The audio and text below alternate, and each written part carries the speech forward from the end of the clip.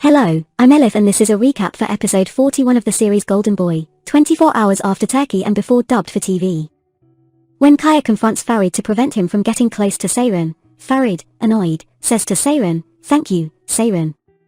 Am I so terrible that you seek refuge with this guy?" He angrily storms off to the room, with Siran following him, and their argument intensifies. Siran says, "Your pain is just one thing, Farid. Siran shouldn't have any friends or acquaintances. He should stay home all day and wait for you. Everything should be under your control." Siran continues, "Do you think I don't know what's going to happen? Tomorrow, you'd say something else, the registration time has passed. Next year, you'd come up with another excuse. In the morning at Sultan's mansion, as soon as Dejla wakes up, she attacks her and beats her, saying, 'What are you doing with Mr. Orhan? I've seen you both. I'll kill you. You won't become one of the Korhan's filthy rags. You won't be like me.'" Upon reaching the mansion, Farid tells everything to Nokhat and shouts at Kaya, "Siran is my wife. You can't interfere in our lives." Kaya replies, "Just because Siran is your wife doesn't mean you own Siran's life. If she wants to go to university, she will." Nokhat intervenes in their argument, saying, "It's not Kaya's fault. Would you be happy, Farid, if the registration time had passed?" Farid repeats his words, stating, "No one can interfere in my and my wife's lives. They can't even have an opinion." Upon seeing Siran, Efegat sarcastically remarks, "I'm amazed. When did you find time to engage in secret affairs with Kaya?" Siran replies, "Excuse me. There are many things I need to learn from you. Anyway, you are an expert in clandestine activities." When Farid enters their room, he notices the pictures Siran ordered before the trip hanging on the wall. Siran says, "I said our happiness would be complete after the trip. But where is our happiness now?" They talk calmly about their issue this time, and Farid says, "I'm not saying don't go to university. But I want a child now." Siran responds, "We are still very young. We have plenty of time." Farid adds, "We have time, but my grandfather doesn't have much time left. His biggest wish is to have a grandchild." Siran, choked up, says, "You know where to hit me. But I don't believe you. You don't want me to go to university." Farid looks at Siran with a bitter smile and leaves without saying a word. Kozim, unable to stop Siran after learning about her university registration, vents his frustration on Nokhat and Kaya, warning them not to interfere in his family matters.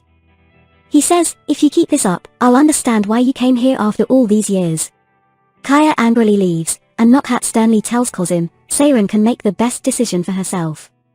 She should study. You don't need to go through all this trouble to protect her. Kozim confronts Siran and demands that she abandon her mockery of studying and university and focus on having a child. Siran responds firmly, "No matter what happens, I will keep my promise to myself and study." Kozim angrily lunges at Siran, but Sona, Azmi, and Khadija restrain him. At that moment, Nokhat opens the door, and everyone pretends nothing has happened. Nokhat tells Siran, "I support you, Siran. I'm sure you will go to university and achieve your desires." Nokhat then approaches Kaya and earnestly asks her not to interfere in Farid and Siran's matters. Kaya says, "I'm heartbroken for the girl. I wanted to make things right for them." Nokhat asserts, Siran and Farid love each other deeply. Their disagreements shouldn't give you a reason to meddle in their affairs. Kaya states that their relationship doesn't matter to her, and Nokhat responds, "I hope it's truly like you say." Feeling intense pain after recent conflicts, Farid goes to Tala and waits for hours, hoping she will finally agree to examine him. Reluctantly, Tala accepts. Farid discusses his problems with Siran with Tala. Shortly after, Siran calls Farid in tears, asking him to come see her soon. They meet in a boat later. Siran embraces Farid and confesses that she is under tremendous pressure and doesn't know what to do. She pleads, "Please be by my side. I want us to make decisions together." Farid retorts, "No, you just want me to approve your decision." Siran cries, "Can't you understand for once? I came to you in tears, asking for your help. I don't want either of us to be upset." Farid says, "We don't have that choice. You can do whatever you want, Siran. One of us is bound to be upset." In the Aceman mansion, Nokhat tells Efegat that she has decided to change her room. She tearfully says, "After Fuad's death, I can't bear it anymore. I slept so peacefully in Marmaris. I realized the reason. That room is full of Fuad's memories. Nokhat sheds tears, and Efegat agrees to arrange it as soon as possible. Feeling threatened by Orhon's strange behavior and recent changes, Golgun goes shopping and completely transforms her appearance. Efegat, not wanting Siran to have a child, goes to Kali Khan's room and tells him in Nokhat's presence, "It's true that Farid is our son, but studying is Siran's right. We should support her." Nokhat asks her, "Did you talk to Siran before making such an important decision?" Efegat replies, "The head of the household makes the final decisions here." Nokhat says, "If family members could make important decisions correctly, Kali Khan would have given them enough authority." Kali Khan confirms Nokhat's statement, saying, "These aimless soldiers are helpless even in making the simplest decisions." After leaving the room, Efegat breaks down in tears. When Farid sees Siran's distress at night, he tells her, "Go register tomorrow. Whatever you do, I'm with you till the end." Okay. But deep down, he isn't satisfied with what he's saying. During dinner, Kali Khan tells Siran, "The day will come when Siran becomes the mistress of this house, and her children sit around this table. Of course, I'd like to hold my grandchildren sooner, but if Siran wants to study, I support her. May God be your refuge, my daughter." Kozim, surprised, immediately objects, saying, "What are you saying? Siran's studies take 4 years." Farid asks Kozim not to interfere in matters related to him and Siran, saying, "Siran makes this decision alone." Siran, to end the argument, says, "I've made my decision. For now, I won't go to university." Everyone falls silent. She continues, out of respect for Farid's wishes. Farid smiles. After dinner, Efegat, who sees her plans falling apart, tells Sultan they need to somehow prevent Siran from getting pregnant. She asks her to regularly give Siran the medicines.